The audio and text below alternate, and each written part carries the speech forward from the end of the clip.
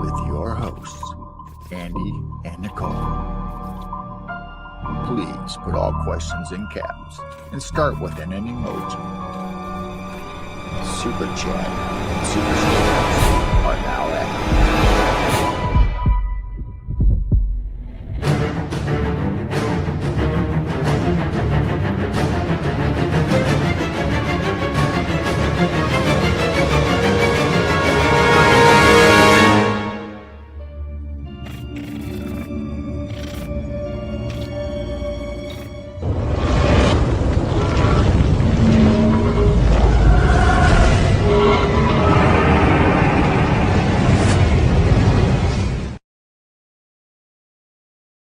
Let's go.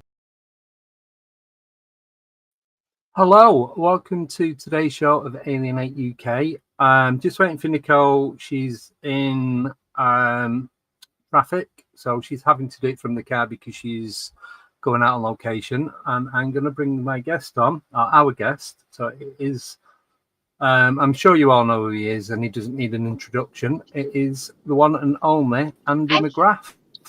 Hello. Oh, she's here. Hello, welcome. Hi, I'm here. I just had to get past the police.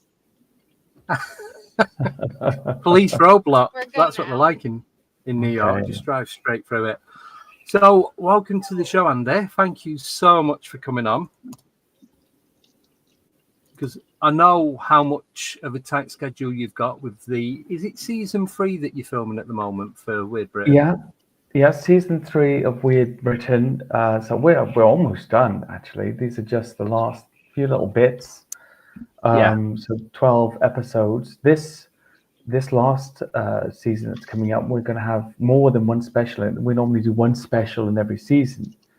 Or we did 2 for series 2 unofficially. But this one has, well, I won't say how many more, but some very amazing subjects, traditional British subjects with huge discoveries. Every single one of them, artifacts, things that nobody has seen, discoveries that still might be, international news if we can play our cards right. Oh, excellent. So can you say where you've been in season 3, or are you going to leave that until the episodes come out? I'll tell you a few of the places. So we were just in the Hellfire Caves in Bedfordshire, which I know is a big popular with the place with the paranormal chaps and chapesses. And it was interesting, for 2 reasons. One, I'm incredibly claustrophobic, which I wouldn't think because I always seem to be in some kind of cave in Weird Britain constantly. And I think the director knows. And he's like, oh, we've got another cave. We have to do it. Let's get the shot. And then again, here comes Andy into the bowels of some cave. But this one, the Hellfire Caves, just to give a background on it, it was used by the high and mighty politicians, judges, even people like Benjamin Franklin used to go there as a naughty boys party dungeon in the 18th century. So lots of politicians that it was built by a former Chancellor of the Exchequer of Britain, and Benjamin Franklin, when he was living here, he would often go there amongst many other people and get up to illicit deeds, and perhaps even some people think all of them some satanic goings on in the inner temple at the very bottom, which is about 300 feet beneath the hill. Really, this chalk dug out tunnels, and there's all these little off rooms where things would happen. And I think there's a big sort of dining room, then there's a sanctum. There seems to be lots of Dionysian sort of ritualistic iconography in there. I think that was part of their Bacchus and all that stuff. That was part of it. If they were Satanists, it was more in that sort of ancient paganistic, or say Greco-Roman paganistic form. So we went in there, and I'm terrible with ghosts in the sense of I'm quite skeptical, but I'm open to finding out things and being places. But because I'm skeptical, I'm not emotional. I learned that through Bigfooting and Nessie and the rest of it. If you're emotional, or you've got a dog in the fight, you can't be objective anymore, like me with Nessie. So I just went in blank. That's the way you go in without any emotions. I thought it was very interesting to see how things played out. There was some divination ritual to try to call in some of the things that could have been there. And we may or may not have captured something that I can't go into, but I think people will enjoy the episode very much. Yeah. So how did you find the energy there? Because I've driven past that place, because it's West Wickham, isn't it? I've driven past there loads of times, because you've got like the chapel. Is it like a chapel with the pillars and all that right at the top of the hill? Yes, there's a church that actually is in a straight line from the top of the church where the graveyard is.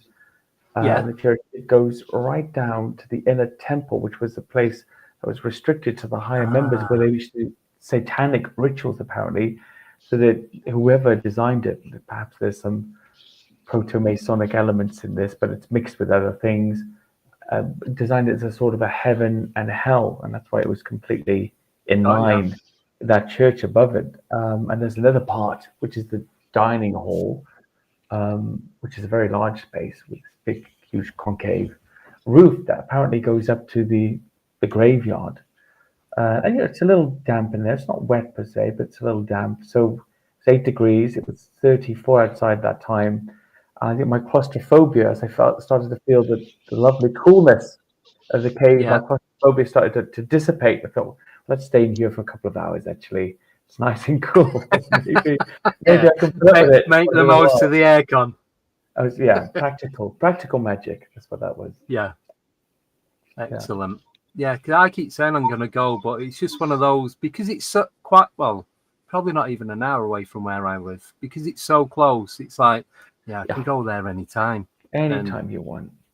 Yeah, that's the thing. You never go to those places. It's like, it's right here. I can go whenever, and you never go. Yeah. I tell you a funny thing about that, actually, and this is really true. So I've lived just outside of London now for 16 years. I was in the centre at one point working, and I used to pass, Piccadilly Circus, Trafalgar Square every day. In the first few weeks, it was like, wow, the lions. And after 2 months, you're like, ugh. And the same thing happened in Barcelona when I lived there. I lived facing Sagrada Familia, and my tube was underneath it to get to work.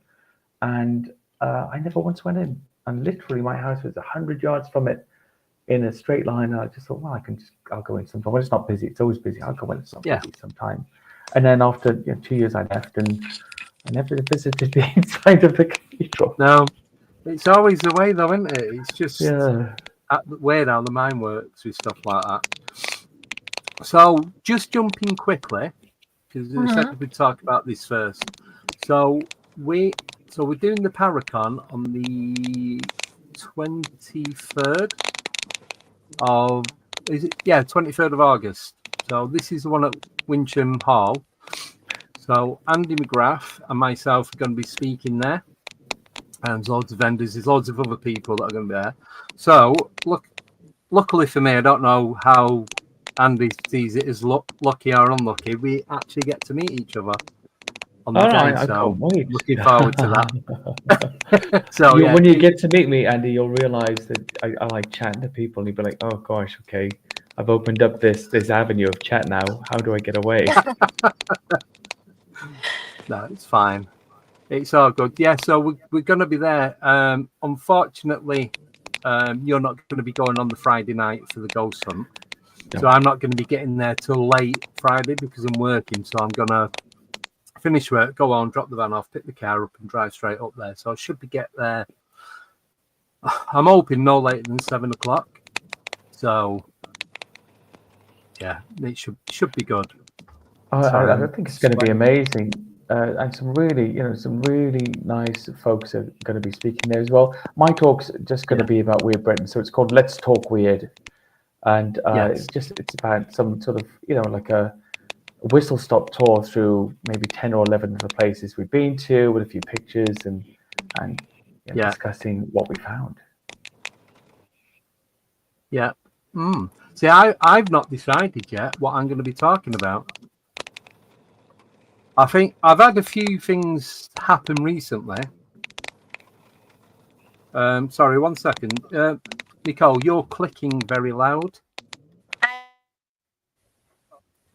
I don't know what it is. Do you want to go out and come back in? It might refresh it. Yeah, that's weird because I can hear clicking. It's coming out your mic though. Sorry. Oh, weird. All right. I'll be back. Yeah. No worries. I can't touch buttons. Okay. That's right. You can. Don't press end.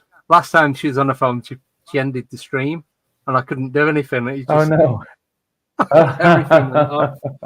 Yeah, so That's something I would do. That's exactly what I would do, actually. Even when I pressed mute then to make sure it wasn't me clicking, I was like, don't end the stream. Yeah, no, I was muting each one to see if it was me, you, or Nicole. Yeah. So, but we found it anyway.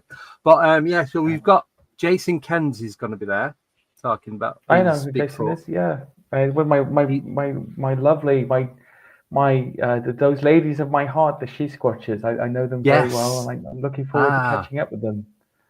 Yeah, they're going to be there. To Investigate UK going to be there. Sarah and Emma. They're really good. I can't think of everyone else who's going to be there. I think there's a bunch of people. Yeah, there's 12. There's loads of vendors. I think all the tickets are sold out. All the free tickets have gone. So, yeah, I'm a little bit nervous. But the speaking bit, or you'll be fine. I'll tell you a secret. Actually, the being in front of the camera thing, with like people in public watching you and talking, all that, I don't care about that at all. I don't care if it's like 1,000 people there, but just me on the stage, standing up, talking to people about what I'm doing to those blank faces. I find it a horrifying experience. I do like speaking to them, but the entire time I have to tell myself I'm not going to pass out. No, I don't ever pass out. But the entire time I'm doing it, and it happens every time. I've spoken maybe 20, 30 times. I'm like, you're not going to pass out. Great. I was going to ask you for some tips. Don't pass out. That's my tip. And but it's in a very English way. The reason I don't want to pass out, and I'm terrified of it, because we're English, that would be embarrassing, and we'd take that embarrassment and humiliation to our grave. We wouldn't get over it. Like we had a medical episode and everybody cared about us. We could never see those people ever again in our entire lives, right? And that's why I'm afraid of it. We're just like, don't pass out. Don't pass out. And I don't even feel faint. No. See, I'm like you said, being in front of the camera, this is fine because I can't see. I can only see you two. Well, everyone else is the chat. That's just group text messaging. That's how I see it. That's how I get my head around it and make it work. But to stand up in front of at least 150 people, I don't care. The best way to think about it is they can't really give you any reactions because they're listening to you. If they're quiet and just watching you without any expressions, they're actually listening to what you're saying, which is a good sign. And if they were all like, or like clapping or shouting out, do the one about the ghost in the whatever it was, they're not really playing the game. So it's a weird thing. If they're quiet, they are listening, which is a good thing. But at the same time, it does feel like a silent, expressionless condemnation of your very soul, which is a difficult thing to take. I'm just picturing the tumbleweeds going past as I'm talking. It seems I've got one of those. Any kind of public speaking, I'm fine if it's live. But I can't, if I have to watch myself back and then edit it and post it, I'm like, nope, I hate this. I'm going to do it 17 times. Okay. But Nicole, you're probably like my wife. She's not British and she comes from a place like you where actually there's nothing wrong with being yourself and telling people your thoughts. There's no fear or intimidation or worry in it. You're just an American saying what she thinks. And you don't think there's anything wrong with that. And there isn't. But we're Brits, and there is something wrong with expressing yourself in public. It's deeply, deeply shameful in some way. We don't know how or why, but it terrifies us. Because my team member Lisa, she is terrified of public speaking. Even when we do like library presentations and things like that, we have like the slideshow. I have to read her slide because she's like, "Can you just say it? I don't want to talk." Oh, that's nice. Of course, we're not all the same everywhere. I was on the bus in London when I first got together with my wife before we married, and she was talking really loud. And I was like, "Oh, anyway, and maybe we should be a bit quiet because people can hear us." And she said, like the most groundbreaking or inspiring thing I'd ever heard as a British person. She said, "Why wouldn't they want to hear me? I'm really interesting." And that to me was the most outrageously bold thing I'd ever heard. I was like, oh yeah, I guess they could just like listen or not listen, and nobody loses. Groundbreaking. Yeah, Wow. yeah. Yeah, that's why I think as well, I'm not deciding what I'm going to talk about until I get up in front of everyone, and then I'll just open my mouth and. All right. Oh wow. Good. Let's see. I think Well, maybe you should have some notes. I Just can't in do. general. I can't do notes. If I have notes, that's going to fall apart. Because then if you freeze, at least you can look down and be like, okay, I can talk about bench guy. I can talk about this. I can talk about that. Yeah, I've got a list in my head of Okay. different things that I can talk about. I've just not decided which ones because I think we've got, is it 40 minutes or something? Something like that. Yeah. Yeah. Yeah. So I think it'd be all right. The talk I did at Parameet, which was the shortened version of the talk I had, was 56 pages long. And I was like, whoa. how did you end up with this? So I had to Wow. sort of skip through bits, but I had the paper, so Yeah. I was kind of reading key bits fast and then turning it and going through and trying to remember stuff. So this time I've got like a 15-page summary with me, but also a 15-page minimized version because there's quite a few subjects, but also an 8-page summary of the same thing, just in case judging by the audience, it seems like just give them a little kind of overview and chat about experiences. So that's my deal on the day. I'm going to go, okay, it's one of those two, basically. Either I'll give them the 15-page, take a bit of reading and chatting, or if they just want to chat, we'll talk about experiences. We'll get the summary of, what the thing is before we move on. Yeah. So, but I do know that the slides won't be in exact order as I'm talking. I really like doing like the lead discussions where you bring like the audience in. Fingers crossed. Yeah. Mhm. Yeah, I do like that. Although I generally find there's always somebody like really clued up in that audience, and you have to say, "No, I don't know about that. I'm sorry." Or they know some special fact about the area you've researched that you failed to find out. But that's fine because then you learn something new. You don't know everything. That's what I'm worried about. Yeah, it'll be good. You're going to be great, Andy, and I'll sit there. In fact, I will sit at the front of your speech, as long as it's not at the same time as mine, looking very attentive and interested the entire time. I'll give you like a bunch of like. And have a that's couple not going right? questions prepared for like the Q&A. Yes, yeah. Like, how did you become so brilliant at this, or something like that? Yeah.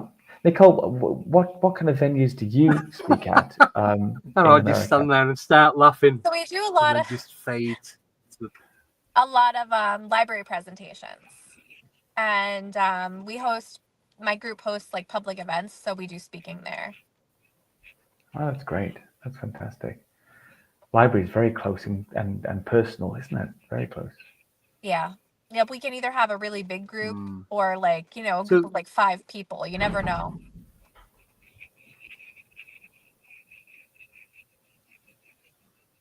Yeah. So, you do a lot of filming, you do video making. That do you actually do a lot of public speaking? Do you go out to like, I suppose, private and or public locations to speak to groups? No, I mean, I'm starting to actually. So anybody listening out there, I am literally up for hire at the moment. But I've just started again. I used to do a lot about 4 or 5 years back, and I just seemed to zone straight into the writing for ages and really get stuck in that. And then I was just pitching different show ideas for ages and ages, and they were just like plummeting, dropping all of them. And then I got invited onto this with Britain to last minute, in fact, to be the presenter. Yeah. I wanted to do. I didn't really have much experience. Oh. And the director said, "Well, look, we won't let you go out with spinach in your teeth. Don't worry." And let's just give it a go, basically, and see how you do. And with some selective editing and lots of takes, they seem to make me look okay-ish on the screen. So that's been helpful, but it's been a learning curve. So now it's a lot of filming, and the talks are just starting to come in.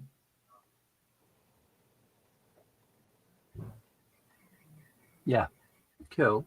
So, out of all the locations that you've been to while doing Weird Britain, what's been your favourite and what's been your nightmare? My If favorite you one can obviously is share that. my favorite one I think is Loch Ness, because I was mainly a cryptozoologist before for most of my life, or at least a cryptozoology fan, not a zoologist. Yeah. But so we've been there, I think, with the show a total of maybe 7 or 8 times, and Loch Morar, the other loch that has a creature in it nearby, and having our submersible drone and getting down into the depths, or even being next to the loch in pitch blackness with thermal drones, trying to see if we can pick anything up. That's been a real dream for me. So that's been fantastic. That much I like. The bit I hate, and we were talking about this pre-interview, is the caves. We do a lot of underground stuff, a little bit on the claustrophobic side. So the worst one, actually, in the sense of creepiness, was Chislehurst Caves. So these are like 25 miles of chalk caves just outside of London, and they were in a labyrinth shape. So first the Celts made them, and then the Romans took over, and then the Saxons took over after that. But they are literally in this labyrinth format, and the people that take you through only use oil lamps. That's the rule. So we went maybe 5 or 6 miles into the cave, and eventually we got to this stone slab that looked like an altar with a little depression where apparently they committed human sacrifices, and the heads were supposed to drop. And suddenly I could hear like all of this weird, quiet whispering everywhere. All this weird, almost not imperceptible, but so on the edge of hearing that it was that it was just really freaky. And I said to the guy that we were interviewing, "Oh, is somebody coming down the hall behind us? Is there another tour?" And he said, "No, that's our conversation on the way here, bouncing around the cave, basically hitting. There's nowhere to go. It's just moving around and doubling over. If you ever used a loop pedal, it's doubling over, and it's sort of making this quiet din." And I was like, "Wow, can you imagine that you're one of the unfortunate people to be brought here to be, sacrificed, and then all you can hear is these weird, like whispers and stuff." Hang on a second. That door's just open with the dog. Give me a second. Sorry. Yeah, okay. That's got to be really crazy, like hearing your own conversation like echoing around like that. He's a little Shih Tzu. He's really naughty. He's pushed the door open and let the noise of the house in. He's such a mischief. He really is. Yeah. A little greedy mischief. If we were eating now, we'd be jumping up next to our plates like this, bouncing up and down. So that was a really freaky thing, because it was literally like, wow. If I didn't know about that, I was stuck there alone. Or if you drop your oil lamp and it goes out, it's horrendous. Wow. It's just pure blackness. Yeah. Well, it was nice that they told you what it was and didn't let you think that it was something like paranormal when it wasn't. I think so. It was a nice thing, but it kind of ruined the shot in the show, because that would have been a great find, right? That would have been a great moment in the shot. But no. Yeah, but then you'd have everybody watching being like, "No, actually, that's this and this." Yeah. The actually people would have got us. Yeah. And that's a sign to never hoax, never make anything up, because you will get found out and you will never be believed again. That's the way it goes. Exactly. And the truth always comes out. It does. Yes. Especially when you have things that are public, like on the internet or YouTube or TV, because you never know who's watching. That's right. Exactly that. Right, we've got our first question from Sober Carper. He's put, "Hey Andy, what's the weirdest thing that's happened to you whilst filming, either on or off camera?"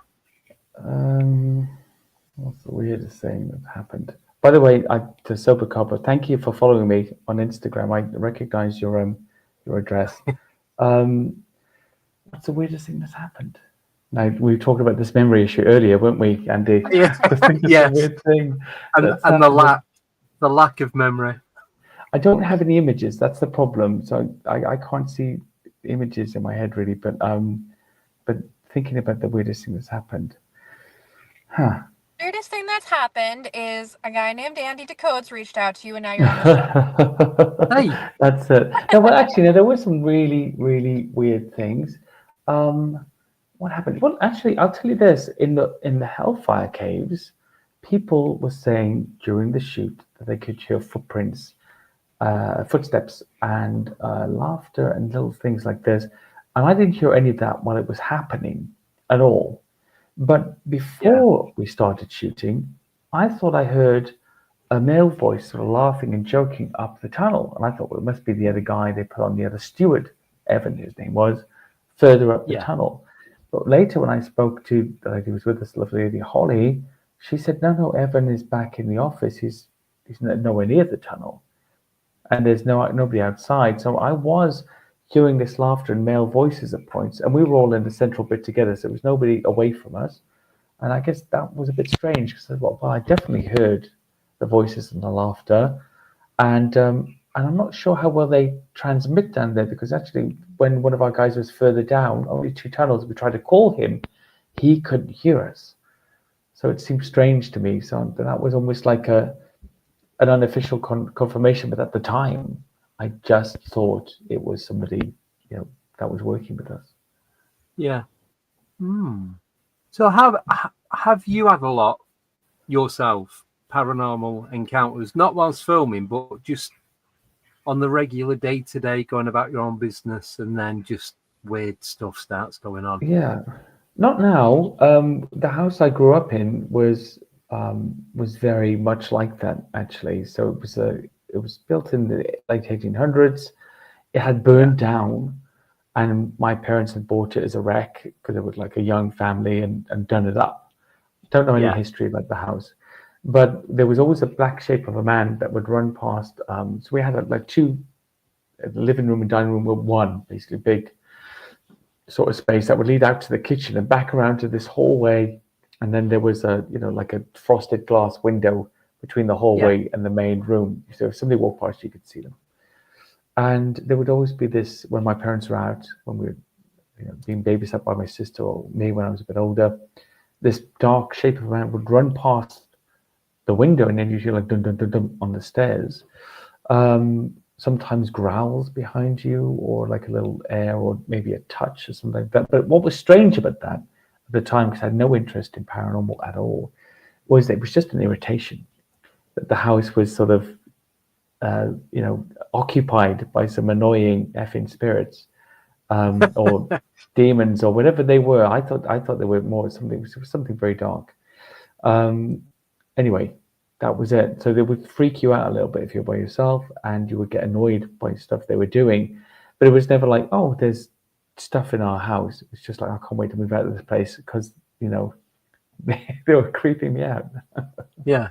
So you never had any interest in the paranormal growing up? No, nothing at all. And even later, I mean, it's really only come as a point of investigation with the Weird Britain series. I was obsessed with things like Nessie and Bigfoot and other possible hidden, fauna, as I thought they might be. And that was my whole thing. So even while all that was happening in the house, I was looking like Nessie sightings online or in newspapers, or Bigfoot books and things. And oh, go away, poltergeist ghost. I'm just looking at my new thing on Nessie. So yeah, it only really came up recently when another researcher asked me, and I thought, oh yes, our house was terrible. And we also my family had a martial arts club. They had a federation, and it was the main base was in this big old Salvation Army building that had been converted. And they were always seeing things there, all of them. There was a head that would appear sometimes above the main. The upstairs is where it took place, in this big canvas padded man. And some head would appear up in the rafters, occasionally in photos or behind people, just like those old Victorian sort of double exposure photos you see sometimes. Mm-hmm. But there's something else there. And we had a gym downstairs. And when I was a teenager, I would go and work out there in my spare time, get the keys, and go in. You'd always hear like kids laughing and running up the stairs. And one time I definitely had a really huge, intimidating growl right behind me. Literally, I was totally alone, to the point I turned around and sort of, you do as a guy, somebody punch out, right? Like I thought somebody got in, left the door open or something. Nothing. There was just nobody. Yeah. So it's a strange thing that stuff was there. But I was kind of convinced, later in life as well, these were quite dark things, demonic in nature in some respect. Yeah. No, So what thank you of for that. the major like paranormal topics, which one do you find the most believable and the least believable? The most believable to me is like the things like the white ladies and the ghosts that walk a certain path and have that sort of faded, grayish white appearance. I know a lot of people have debunked the residuals, theory or stone tape theory. But I think it does make sense that, like, when you build a pinhole camera when you were in school and then you use your magnetic paper to record an image on a sunny day, why couldn't that be recreated somehow atmospherically through stone and whatever the materials are there? And when those atmospheric conditions are, I don't know, I'm preaching to the choir here, but when those atmospheric conditions are repeated, it would make sense that things would replay almost like a hologram. Now, I know that's a get out of jail free card. I get it. It's an easy out. But it also seems logical to me. Things that are recorded for whatever reason, replay, and we get to watch them, in 3D. Yeah. Yeah. So, quick question. Have you ever... what's the word? Researched at Rendlesham? Yes. Rendlesham Forest. Oh, how do you find that? Because I've been horrible about 3-4 times, yes. and I'm going back this Saturday for in the evening. It just feels like such a dead forest, doesn't it? I don't hear any animals, I see any squirrels, no owls screeching, no birds, nothing. It feels, the trees are alive, but it feels dead as a place. Almost, sometimes when you see some grass or a bit of forest next to it, like a power plant out in the countryside somewhere, the grass is like this weird off green, and the trees, they're alive, but they kind of look a bit like, oh, get us out. They look really sickly, don't they? Or they feel sickly. There's something that your eye is picking up that's unhealthy about that environment, even though you don't see it visibly. And that's what it feels like to me. Like there's some sort of poison in there. We actually went there after interviewing, what's her name? She was a big Rendlesham researcher in the 80s, begins with a B. Brenda Butler. Brenda Butler, that's it. Yes, we went to see Brenda, and unfortunately, because of the clip, but anyway, we weren't able to include the interview, but we went to see Brenda. She warned us about the huge black entities in the forest, and then off we went into the forest, of course, in the middle of the night. and it was actually, it was a very creepy place. That's one place I'd say was very creepy, and it's not because I thought there could be animals or anything out there. There was nothing alive in that forest, as far as I could see. It was just a dead place. No. See, I've spoke about this a lot, but where you park up at Eastgate Car Park at the end of the runway, then you cross over and you go on the UFO trail. As you come past that first brick bunker, then you can do a left. As you walk down that path, the first time I went, it was full of crickets, dragonflies, and butterflies. There was thousands of each of them. Just on this one stretch, probably about between 50 and 100 yards. But as you got to the other end, again, nothing. It was like there's a brick, there's like a sheet of glass at one end and the other. Yeah. And they were just there. You was walking and you're having to look where you're walking because the floor was moving with all these different creatures, bugs. And that was the only part where there was any wildlife. But the animals know. Like when there's something off, they know the magnetic field or, radioactivity, and they stay away. Yeah. But why was it just on this one little stretch, this one piece of corridor? It just, that's what, I don't know why, but. There's definitely something going on there. I don't know if you saw series one, when we went to the site where they were supposed to have landed. Yes.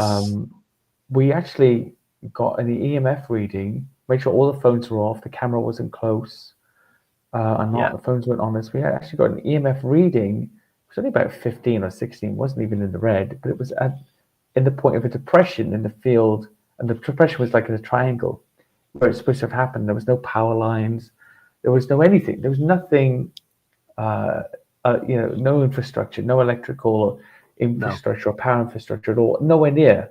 And that was strange. And as we moved it away from that spot, it would go and come back each time. And I thought that was very odd. And that was in the middle of night, like always, in the middle of night, in the middle of nowhere, looking for something to run away from.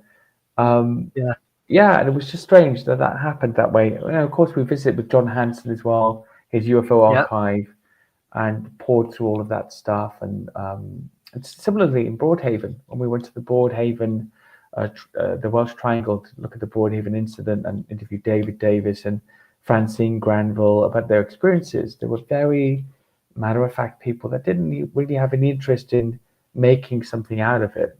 They just couldn't unsee what they saw. And I believed them. Somebody's interviewed lots of witnesses in another genre, but still, these people at least believe that that's what happened to them. That much was clear. Yeah.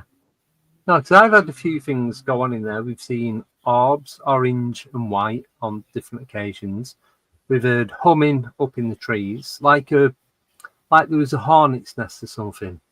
But we're looking round and we couldn't see anything. You can see him. It's like a big sack of wood, isn't it? It's just, you can't miss it. But there was nothing there. Then we walked about another 2-3 steps and it stopped.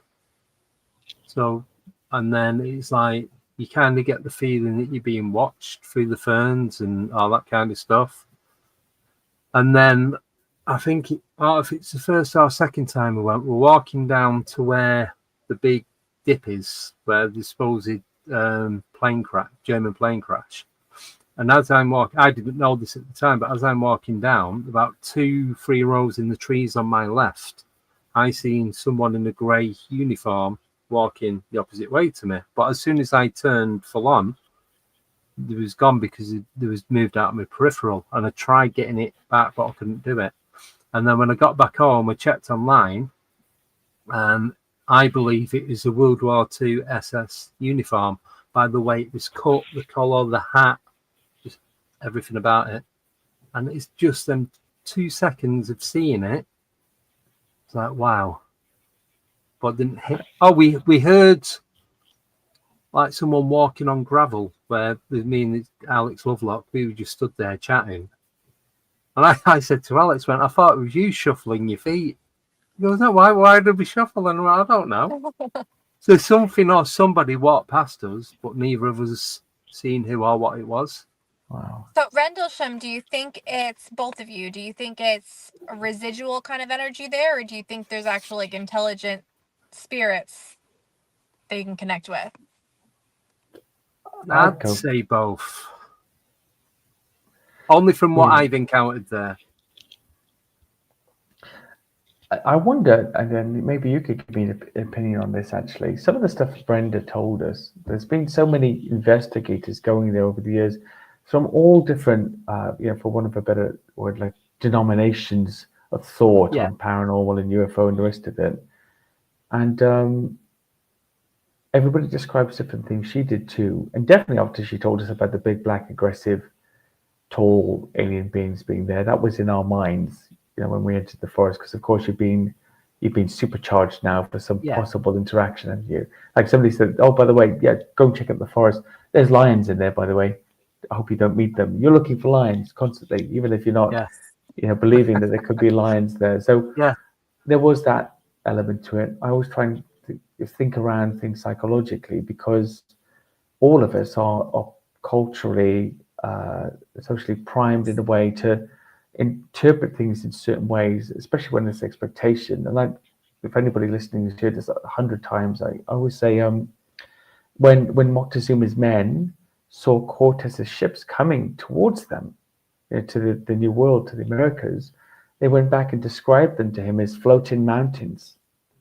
And they did that because that was the closest thing in their mental library that they could come up with to describe what they were seeing in the distance.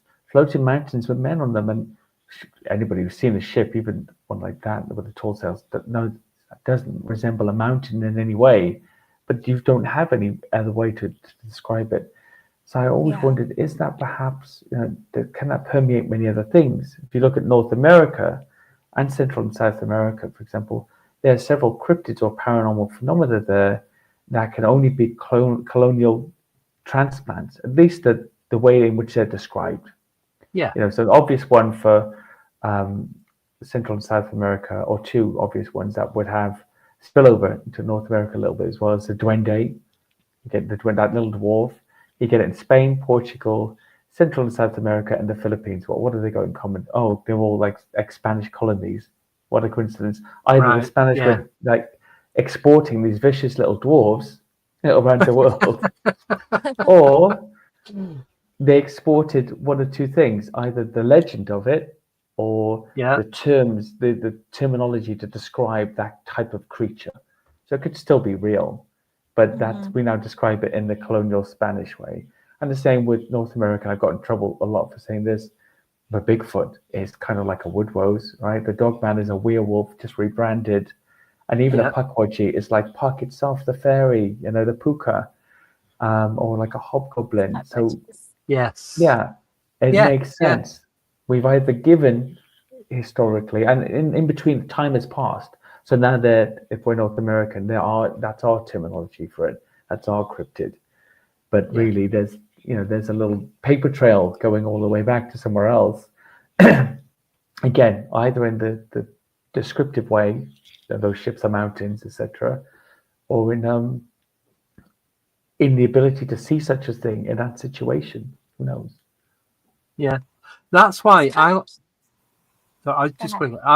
that's why I like going in blind. It's like, you can tell me what's gone on there, but don't tell me what's supposed to be here, because it's like a few people have said to me, if you go out looking for a ghost or a Bigfoot or a Dogman or a grey, that's what you're going to see, regardless of what it is.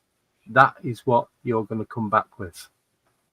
So when I go out, I don't like the term ghost hunting. I go out paranormal investigating. If I see something, then it could be anything. I'm not going to say it's this, it was that. Do you know what I mean? I'll describe what I've seen, but as to what it actually is, I couldn't tell you. And that's just the way I like to do it. Because, like you said, if you get told about what's going on, you've got all the preconceptions, and then your mind starts running away with you, and your imagination takes over, and every little noise is whatever it is that you've been told is going to be there. Yeah, you've been primed, basically. Yeah. Sorry, I'm just really hot.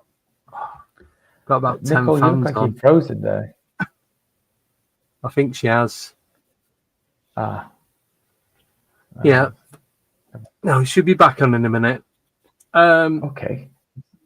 So I've got a question. I'm not sure if it's for me or you, because obviously we've got the same name. So it's from Shelley Montgomery. She's asking, question, Andy, when you saw the orbs, did you get extremely cold? That's you. I've not seen orbs. Yeah. Right. No, because it was me and Alex who was leaning against this tree where this, which tree I mean, where the actual site and not where the model of the craft is. So where the fence and it drops down the field. So we're leaning against that tree and we're chatting, and these two orbs go across the floor. We just carry on chatting, and then two more go across the floor. And then me and Alex look at each other like, did you see them then? I'm like, yeah. And it's like, did you see the ones like 2 minutes ago? He's like, yeah. And I thought it was his watch reflecting, but we couldn't. We'd have had to been hanging upside down in the trees for it to be that. And then where the model of the UFO is, we stood there, and you've got the hedges about 50 yards up to your right as you with the thing behind you. Yeah. We could see these white orbs going across the street. At first, we thought it was a family of blonde-haired people because we'd seen this man and woman, 2 kids. So they walked past, and then I thought it was them. So we thought it was the 2 kids, the 2 boys. So we're waiting for the mum and dad to walk past. Nobody. And it's like, oh, that wasn't them. So, I mean, it's interesting that a lot of these things that happen, you just strike them off, don't you, in a way? Because usually seems to be some other point of reference earlier that you can, because we all try to explain things away. You explained that away by the blonde people that you'd seen earlier, and then suddenly, something goes awry. Something's not right in the repeat of the situation. They're not floating mountains; they're bloody ships or whatever the thing is, you know. And and then you think, wow, something's off here. I did forget to tell everybody about one. It was in series, I think it was in series 2, at the Edinburgh Vault. We went to the Edinburgh Vault, the old Reiki tour, and these little rooms that people used to live in or prostitute in or drink in, you know, been rented out for various reasons over time. And the last one had this gigantic stone circle, these huge heavy rocks that got them in there. And the Wiccans used to use it in their ceremonies, and then they apparently trapped something in this stone circle and got so scared they moved all of their stuff down to the very bottom vault. We have all their pentagrams and all their iconography, and locked the gate there. And well, the gate's not locked; it's an old iron gate, and it's held closed with this brick that holds it closed. Yeah. And anyway, we're filming the guy, we're interviewing the steward at the top. And he said, "Oh, you're not supposed to step in the circle, by the way, because apparently that releases it." And I was like, "Okay, I don't really believe in that, but I'll try to be careful." And Matt took the other cameras down to film this other room with all the iconography in, and he had them in front. He was changing the batteries. He said, "Can you go and get the other camera?" I walked up there in the dark, as normal, and got the camera, but it was open. And I thought, I can't get out of this room without going through the circles. I just walked through. And I walked through the circle, and I always kind of consider myself immune to it. And I think it's played out. And if anybody finds it disrespectful, I apologize. But I'm just sort of being non-superstitious. It's important to me to be that way. So I stepped through, not to, to insult everybody, but I couldn't do it without smashing the camera. So I got out. And then I can hear them go, "Oh my goodness, what the?" And I got to the bottom, and the gate on that wicked place had opened. But it hadn't opened and pushed a bit because there was a brick against it. It pushed the brick open 3 times, like 1, 2, 3. Wow. Like that. And they were watching it with the classic camera looking at the point, batteries out, being changed. Of course. Oh, Of course. Always Of the way. always happens. We can't tell anybody about it, man. We can't, because it officially didn't happen. And you can't tell people you were changing batteries. That's ridiculous. So we had to recreate the scene. Yeah, exactly. Yeah. But do you find though, like when you're out filming, that you get the strangest or the most reliable evidence just before or just after you've started or stopped the camera? Yeah, it does seem to be that way. But it's inadmissible. Like if this was a court of law, like that one I just described to you, that evidence is inadmissible. And half the time, it hurts you more to say it. That's why I only say it as a joke, really. We did reenact the scene during the series, but we made sure it was a reenactment was written there, Yeah. And I talked about how we missed it, and just in a comical way. Of course, we missed it. What else could have happened? Everybody knows that as soon as you turn the cameras off, everything goes crazy. You can have nothing for hours, and then you pack up and start film, and then like knocks are happening, and you're hearing voices and all kinds of crazy shit. You turn the cameras back on, and they stop. Exactly. I mean, I still haven't told you guys about the time I was out Bigfooting, and then I sort of packed away all my gear. Out pops Sasquatch and offers me a cigarette with a lighter, and I was like, "What the hell?" Kidding, but that was just a hairy guy. No, That it was wasn't. Andy without a shirt on. I know, and in fact, Could have been. yeah, it didn't happen, obviously, but that, Sorry, my wife actually does say I've got to start changing the tone when I make jokes or make them funny. She said that helps as well. So she's cold. She's so cold. Cold Middle Eastern lady delivering truth bombs left, right, and center. And so that's just that's what happens. And that's an extreme example, but something you could never explain and nobody would ever believe, like Biggie giving you a cigarette in the forest, happens suddenly, and you're just like, well, I could never tell you about this. There's no proof, evidence, or justification that this ever happened. It's just got to stay in the vault. Yeah.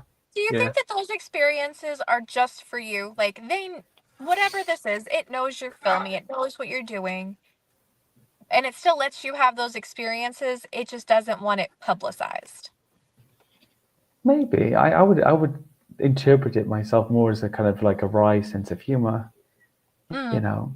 Yeah, I was really here, by the way, but just so you know, you didn't get the shot. You know, it's like, this is for somebody you. I'm not deleting the give you that footage right in evidence. front of you.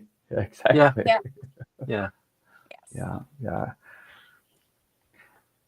So it's just like, do you find as well when you have an encounter, just you, do you feel the need to go and tell everyone, or is it just that happened and then carry on with what you were doing?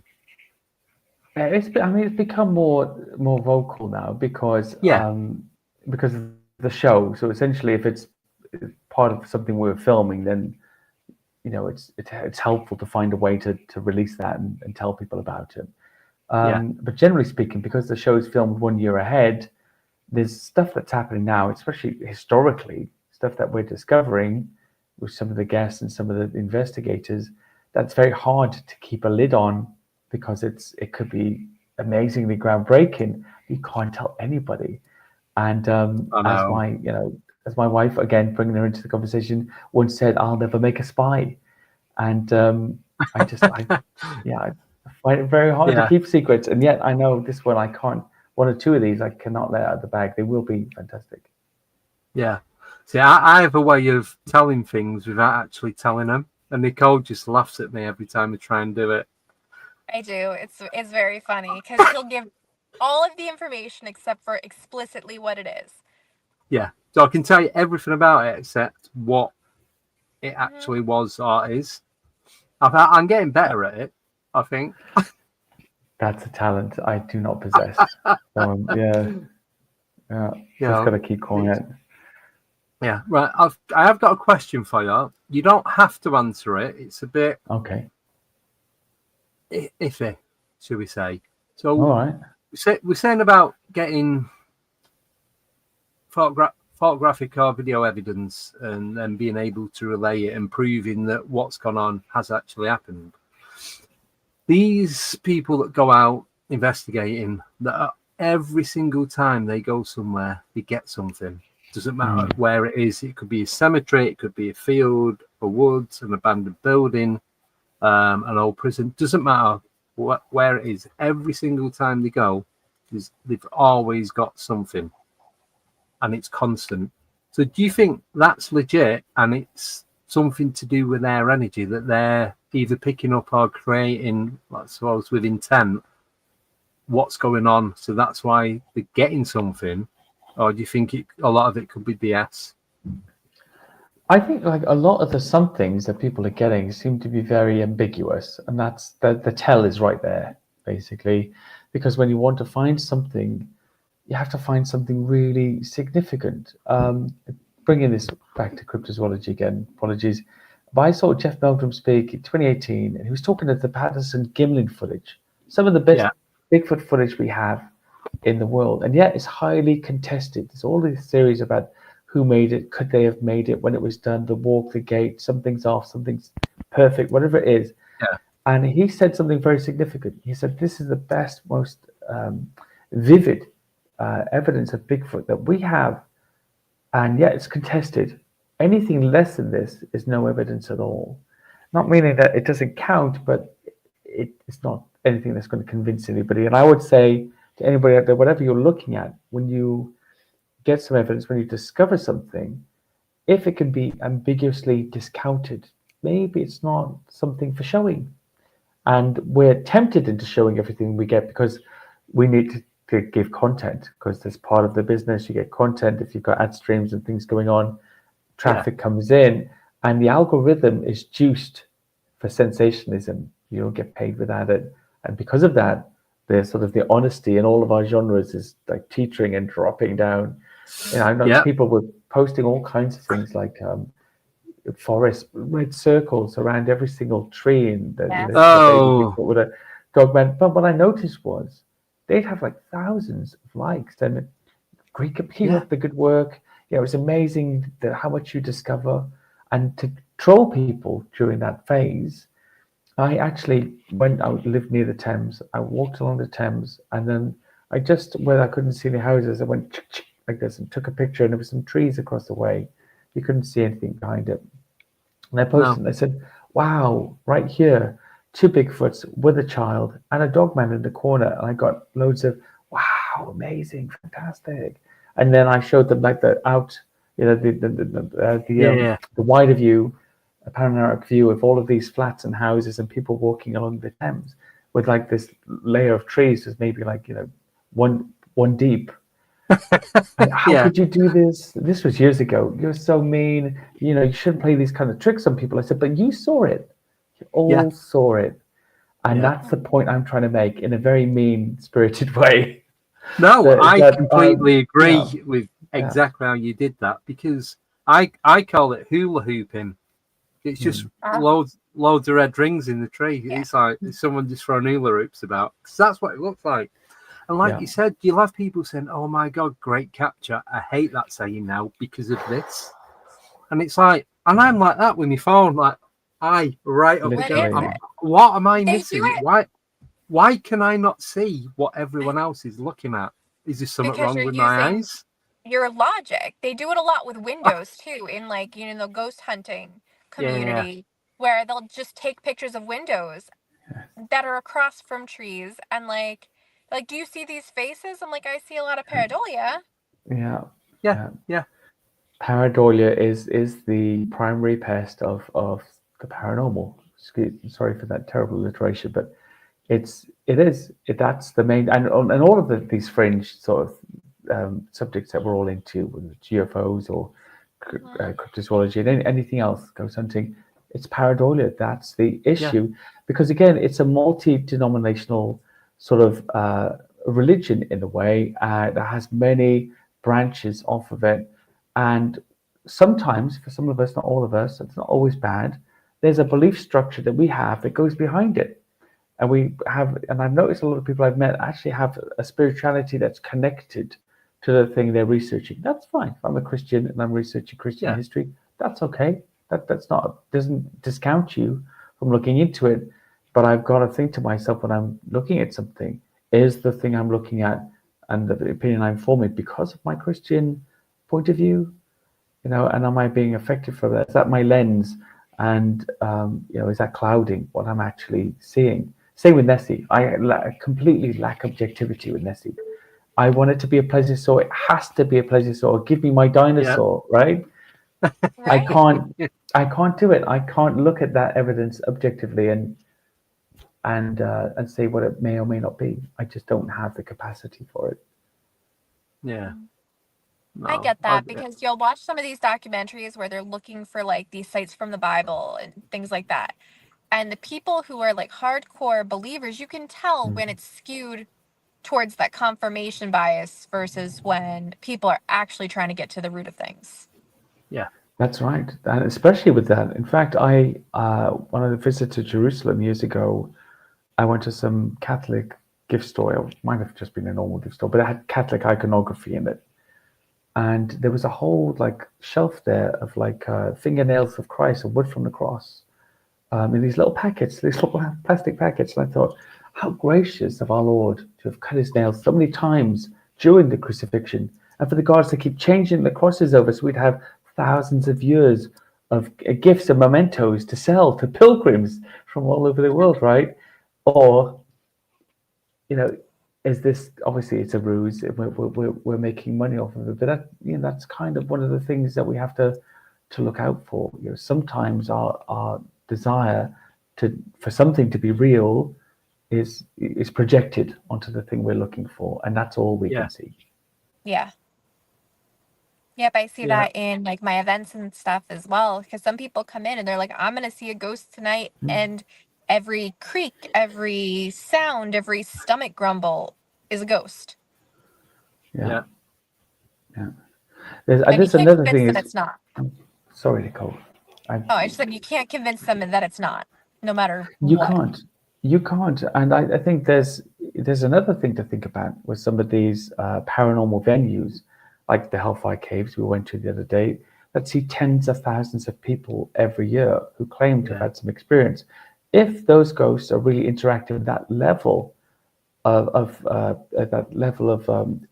people coming in every single year, then they truly are in purgatory, a sort of living hell, constantly having to talk to, I got a 5 o'clock with like a school group that's coming in. I've got to spook those guys out a bit. And at 12 o'clock, we've got like a Halloween party, and I've got to get my, my garb on and sort of change somebody's bum or push a vase over. So you've got to think sometimes, or I do at least, that's the way I think. How likely is it that even if they were here, they would be that active with that many people, 365 a year? Yeah. Such a skeptic. Sorry, everyone. No, because I'm like that with places that you have to go and pay extortionate amount of money to go and investigate. Because as soon as you've got to pay X amount, then they're not bothered about why you're there, as long as you don't leave a mess when you've been. But it's money making. That's all it's about. But they have to keep the doors open. That's fine. I've nothing against it at all. Have a business, make your money. In fact, make a lot of money. Don't care. It's if it's genuine, if it's open, you own the venue. That's your prerogative. I'm really not against the mercantile aspect of things. If you're not faking, it's just logically that's how I think about it. What's the likelihood? Yeah. And that's the thing, because I've been to some of these places where, like the museums and that you can go to for free during the day, and it's been quite quiet. And I've gone in with my K2 meter and even digital recorder, and I've gone in rooms. I've been in there like on my own for like 5-10 minutes before anyone else has come through. Absolutely nothing. So I'm not on the clock yet. No, it's like it don't start till 7 p.m. What are you doing? Come on, of course. You got another 8 hours, yeah? Yeah, on lunch or something. Exactly. The local coffee shop. So it's like, you get what I mean, though, don't you? It's like, I could go totally there do. in the evening, pay £450 and get the same results. That's the point, really. And maybe, as you say, some people are more of a channel than others. You know? And this is stuff. And just to point out to everybody, I'm not a paranormal researcher per se, in the same way that Andy or Nicole might be, because I don't have a dog in the fight. I've got my own religion, and we look at everything. So one day it's the story of King Alfred, and the next day we're trying to channel the ghost of some privileged pervert in the Hellfire Caves, right? So it switches, but I'm open to all the concepts, and I'm just interested in it. I'm interested in studying the cryptozoology. Gave me a real sort of sociological viewpoint of how things are perceived, because I've spoken to some people that I 100% believed saw what they saw, or believed they saw what they saw, and it's turned out they were wrong. They were primed, but they definitely believed it, and they didn't lie to me. That's fine. Yeah. And in other cases, there's some, when we're struggling, when we're having issues, mental health or other things, we can slip into that imaginary world where we want to see things and that help us join communities and share with people that aren't there. And that's also a feature. And sometimes it's something we've got to tick off the list, because people do go through those issues and they're telling us extraordinary things. So that's the first thing we've got to tick off the mundane before we get there. So what do you think about the concept that people go into this place and they hear stories and they kind of project that, and after a while it becomes its own thing, kind of like a tulpa? Oh, is that tulpa egregore? Is that the same thing? I think so, yeah. I think that's a possible thing as well. I also think you could come into a place fresh, and open the door to something dark, and it would then inhabit. I know a lot of people say that people bringing things with them to these places, and perhaps activity is increasing because they're sort of increasing the population of the venue with all their little glory hangers on coming through the door with them. Who knows? I have more of a my religion is Christianity. My wife has a different religion, but I know from the perspective of the religion I'm in, it's perceived as a demon masquerade, isn't it? In Christianity, or the spiritual side of things. So they would look at that, and I try to keep that off my, off my radar when I'm investigating. I'm there to be objective, but they would say that you're opening doors and letting things come in when you're doing it. Perhaps there's something in that, or perhaps, as you say, we just project and have the power to create a presence. Yeah, because there have been studies like that. Very informal. Is if you tell everybody there's a little girl in a white dress, everybody's going to see that little girl in the white dress. Yeah. 'Cause that's what they're expecting. But at what point does that little girl in the white dress become real? Because so many people are having experiences with her. That's interesting. Yeah, that's very interesting. It's strange. I mean, it has to be a perspective thing. I wonder if you closed the venue down and opened it up as a coffee shop and sort of scrubbed the internet or whatever. Almost impossible. Let's say you did. Would people see the little girl in the white dress anymore? Would she still be there or not? Yeah. Yeah. So what if it went the other way? So say there's a venue and there's specific things going on, and then someone goes in and they see something completely different that's never been seen at that venue before, and then this becomes a regular occurrence. Could that be, again, intent from specific people being there with certain type of energy different to somebody else's? Or could it just be, I suppose, a new, let's use the word haunting, that's kind of arrived? Because surely there's got to be new things coming in and old things going. Or is it just like the stone tape theory where it's just residual and constantly being played over and over? I don't know.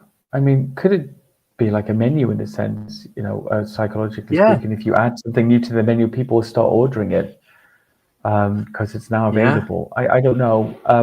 I don't want to, and I don't say this to diminish it at all, because it sounds like what I'm saying is you're imagining it and then everybody else sees it.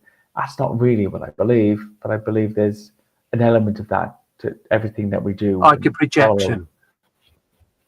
There's a bit of projection, at least in interpretation. Yeah. So again, there's those floating mountains. The interpretation could be what's specific to us culturally and spiritually, through various degrees. Us as Brits, North Americans, because that's a very mixed culture, even though it has a very heavy Anglo sort of stamp on it, still more mixed than we would be culturally. Some elements of that too creeping in, to the ether, but it still could be real. You're just saying, because I have this background culture, I interpret you as X. Yeah. It's fascinating, but it's also annoying as well, because you kind of start going. Well, you go down one path and then it leads you to something else, and then that opens a door for you to think of something completely obscure than what you was just thinking about, and you just get further and further down the rabbit holes, which I enjoy. I love all this, otherwise I won't be doing it. But it also it's irritating as well, because you think you're getting somewhere and then boom, no, you're not. But there could be something else in it. So, for example, in the interpretation theory, in every established Christian country around the world, when you go into their oldest churches and look at paintings of their saints and Jesus looks like them, whoever the locals are, right? Mm-hmm. But he's still Jesus every time. Yeah. So could it be something like that? Yes, he looks like us in Armenia or Ethiopia or Scandinavia, the one Jesus, the Ethiopian Jesus, the Caucasian Jesus, whatever it is, the African Jesus, because there's even, in fact, the paintings in Korea and some parts of China where there's a lot of Christianity now, where Jesus looked a little bit Chinese. And of course, because you want to relate in that way. So, but he's always that same Jesus in their interpretation. He just, we paint what we know, and what we know is ourselves. Our culture. And that makes it more relatable for people. Like, oh, I can see myself in this portrait. Yeah, absolutely. Could that apply to the other things as well? So they could be there, and we're seeing what eons of cultural sort of trickle down folklore is drilled into our brains without us even knowing it. Mm-hmm. Yeah. But it's like what you said about the paintings, because then that takes us down the path then of not just cave paintings, but illustrations on paper that villages and tribes and that back in the day, like going back hundreds, if not thousands of years, have drawn and painted these different odd looking humans or creatures. So they're painting what they've seen. So surely these must exist. Yeah, maybe so. Yeah, I would say my question is not on really whether they exist or not, but just on how we see it. Yeah, Exactly. Yeah. It's all open for To them. interpretation. Like Yeah, you to see them. these paintings of the saints Yeah. with the halos, but then some people are like, well, no, that's a helmet. Yes. No, there you go. In fact, one of the Nazca Line's figures was supposed to be the spaceman. They now interpreted he's a sort of a fisherman, actually, because he has a big net over his arm with further ground penetrating radar revealed. But, I mean, and I do apologize, George, and say that he's terrible, but not you, this Andy, talking about himself in the third person, which I apologize. But he's also a terrible get out of jail free card guy, like full apologetics. It's like, and this could be the way out. This could be the way out every time. The easy way to explain it all, but we don't know. So I think it's nice to have it out, and also just to examine ourselves and say, do I think ghosts are this or aliens are that because of this background or this ulterior this background belief that I have, or is it something completely genuine that I've managed to just capture and record as is? That's what's nice about doing things like this is you talk to different people every week and everybody has a different viewpoint, and it's like, oh, well, it gives you something to think about because that might fit, this might fit. We'll never really know the answers. No. Yeah, absolutely totally agree. Yeah, that was a no as in but like, no, I know what you mean. So Yeah. I wasn't going against what you just said. Oh yeah, that's a Manchester thing. The no, yeah, pretty much. That's also a New York thing, Is it? Oh, is it? No, no. They mean completely different things. Yep. Yeah. You're a New Yorker then, Nicole? Yeah. Okay, I think there's a lot of. Okay, I've been there. I think that there's a lot of similarities between Brits and New Yorkers. A lot closer to that sort of cultural source than perhaps a lot of the rest of the United States. Yeah. They get the humor of the UK. Yeah, the humor is similar. Yeah. Yes. Yeah. That dry definitely. humor. Yes.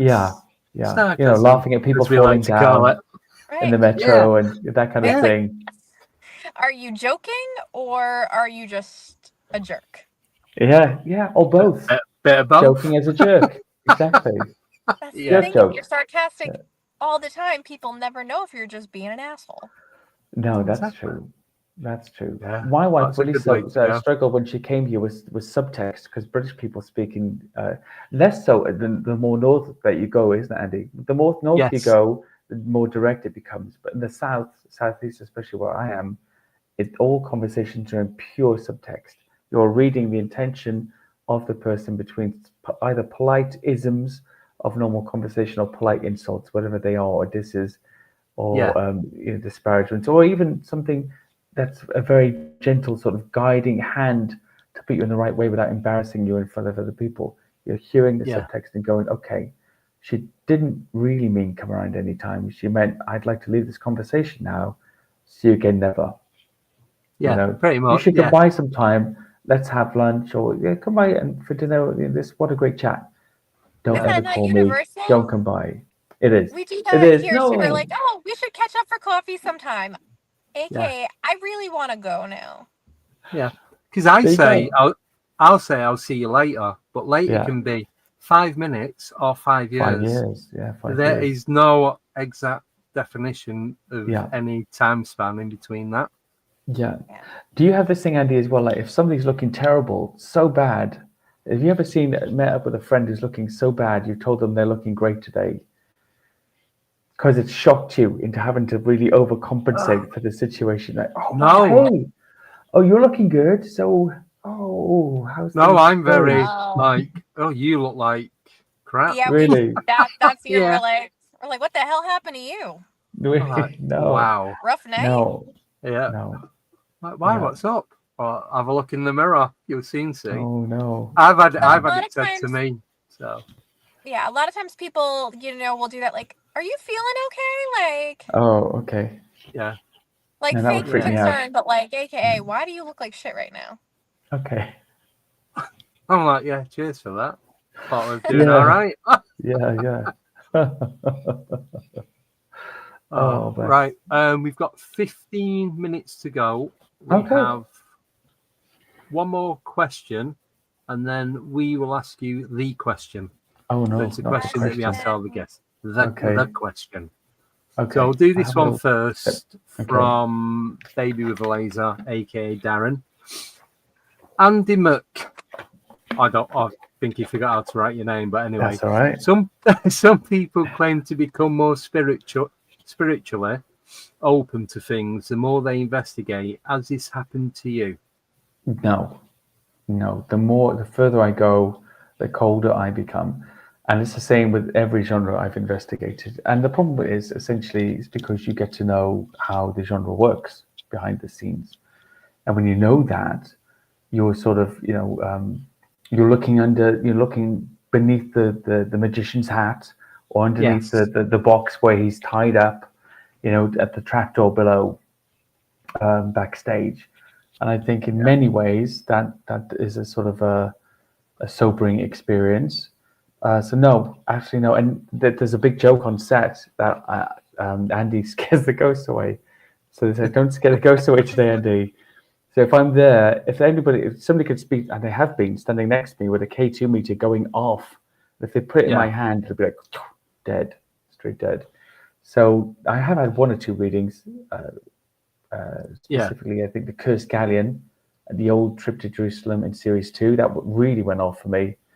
And once in Shipped Man at Prison. Yeah, that's not come out yet. In the Cold Legs room, something like that. Anyway, there, and I was not expecting it. So but apart from that, whatever ghostly activity, never invite me on any of your ghost hunts. I'll ruin it. If whatever's happening, well, it'll just stop as soon as I get there. Yeah. No, it's like the more I do it, the more skeptic I become. I try and look for more logical and real reasons as to what's happening and why. Because you want to know the truth. Yeah, but then sometimes it gets to the point where, right, I can't find any logical explanation. Now we need to try, see if we can debunk it. If not, then we just leave it open as to what it is. And that's why I say I can tell you what's happened and I'll tell you what I've seen, but 99% of the time, I won't go, it was 100% this. It's like, I've seen this, but I don't know what it was. Yeah, you can't discount it. And that's like a scientific way to do it anyway. You're saying we've played out every scenario logically. Yeah. We've ticked off all the boxes like a doctor does. A doctor never tells you what you have normally. They just tell you what you don't have, don't they? Yeah. All the don't haves. And then the one left at the bottom, you do have that one. Sorry, this is the codes. No, that's not your surname. It's usually like, okay, we've ruled out all of this, so it may be this.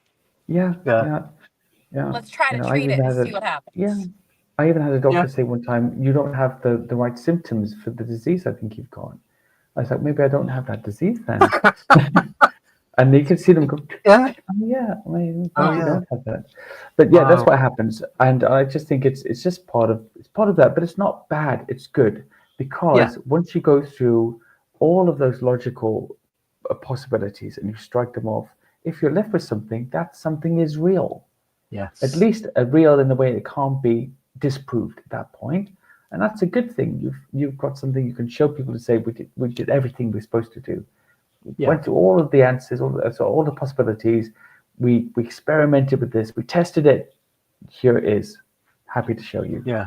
But then it's like some things will get it, and it's like, wow. And it's like, you don't need, I find you don't need to go and do all the different tests. It's just, it's there right in front of you, and you can clearly see it's something that shouldn't be there. Yeah, absolutely. And if it's that simple and plain, if I walk into Sasquatch in the forest and it's clearly Sasquatch, I'm not going to spend the next 10 minutes asking myself if it's a bear. You know, I'm just going to say, okay, it's a Sasquatch. Fair enough. Yeah. Have you guys seen Trailer Park Boys? No, someone told me about that. Oh, you have to watch it. There's a character in there called Bubbles. And there's a trailer park in Canada. And basically, the premise is there's 3 criminals, and he's a little slow. He's a little behind, but because of the way the trailer park is, he's like the smartest guy in the park, right? And one night they were out protecting their weed plantation, and he's like, "Oh God, I hope it's not a Sam Squanch. That's what we call Sasquatch." And that's how I am researching scary things. I'm going out looking for them, whilst kind of, oh gosh, I hope it's really not that at all when I hear a noise. Because that's how you're supposed to feel. If it's creepy, if it's spooky, you want to find it, and you also kind of, don't want the experience to happen. I just think the most important thing, and I'm ranting a bit, but the most important thing you got is just to be open to being wrong and hopeful about being right. Yeah, because there's a few things that I've had, and it's like, please be what I want it to be, and then it's like, and you debunk it, and it's 100% debunk, and you're like, you feel deflated, but then it's like, but then I feel good because I know I'm not lying to anyone. First of all, I'm not lying to myself. I'm not lying to people that are tuning in to watch and see what we're doing. So I wish it was what I thought it was initially, but if it's not, then it's not. Then it's just part of the package, isn't it? Yeah. Yeah. So the question, you ready for it? Oh gosh, okay. I'll let you. So You I'm ask. gonna ask it because Andy is biased. How dare you? If you could know everything about the paranormal, ghosts, Bigfoot, the way the universe works, God, would you want to know? Yeah, sure, I can take it. See, but now here's the part where Andy tries to talk you out of it. Oh no, I don't. So, this is my take on it. Once you find out, there's none of this. There's no point going out investigating because you know what everything is. So you go looking for a Sasquatch or a what was it?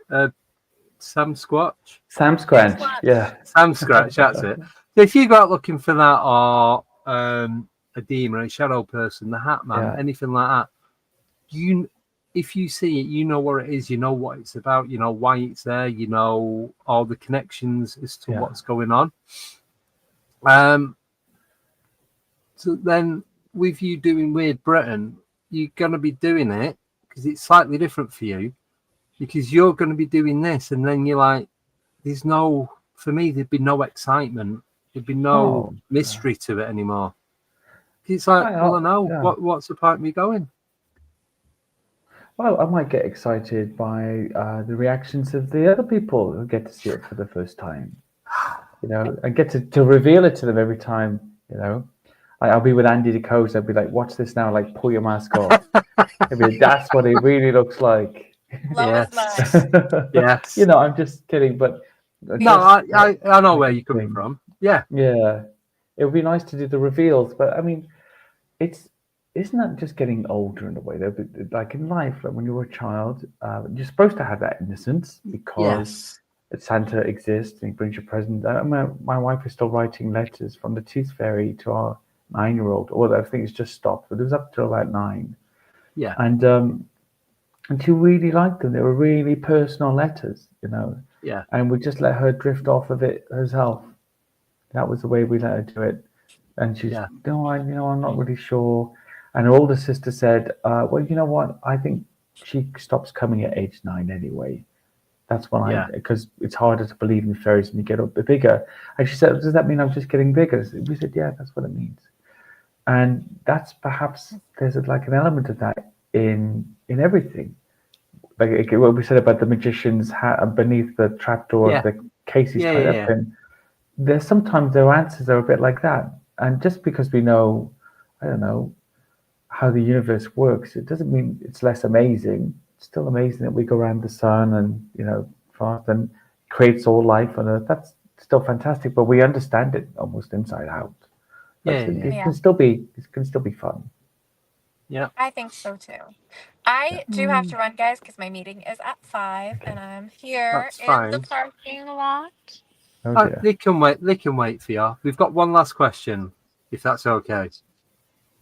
It's going to be a quick one. I'm guessing it's going to be quick. So it's from Sir Brian Bolden, the man of many loud shirts. He's asking, question, when are you coming to the States to investigate? Now, I know Brian very, very well. Hey, buddy. He's such a and I know that guy. you guys met when you were there as well. He's one of my favorite people.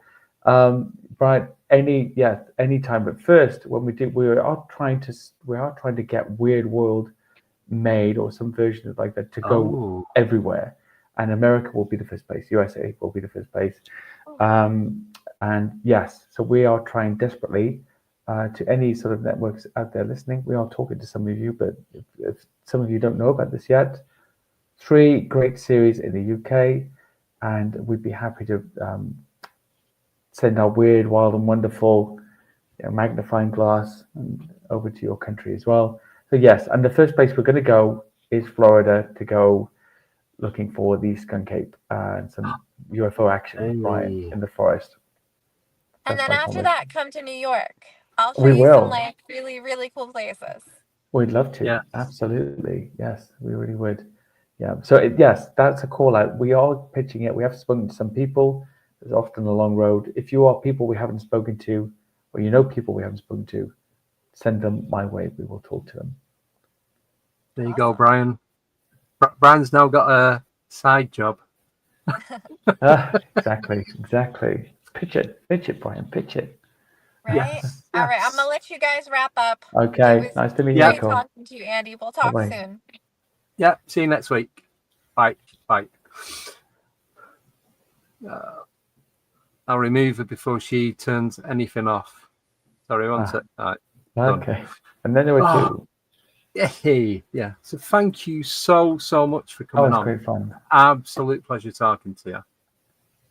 You know, I really, really enjoyed it. And as I said to you at the beginning, you know, I do like to chat. So once you open that vein, that's fine. Do you know what? It makes it easier for me if the guest likes to chat. Yeah. So rather than just doing like one word or one sentence answers, it's like, because you want to know.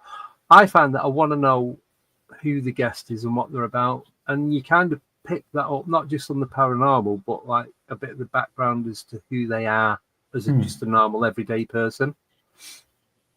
Yeah, no, I think that makes a big difference, because who you are, you know, what's formed you, kind of affects again how we see things, and how we portray them. Yeah, definitely, 100%. So thank you again. Cannot wait to meet you in. It's actually 10 days today. Yeah, it's not long. No. And I'm just not thinking about it. So no, I'm going to be 10 days into 10 more days. I'm 7 days into shooting. I'll be 10 more days in by that time. I might look like a shadow of a man, but you get to meet me. Yeah, I'll be like that, just thinking about doing this. No, it's all good. You'll be good. It'll be fun. Yeah. So anyone who's interested in going, it's at Wincham Hall Hotel. Yeah, that's it. Yeah, as postcode CW96DG.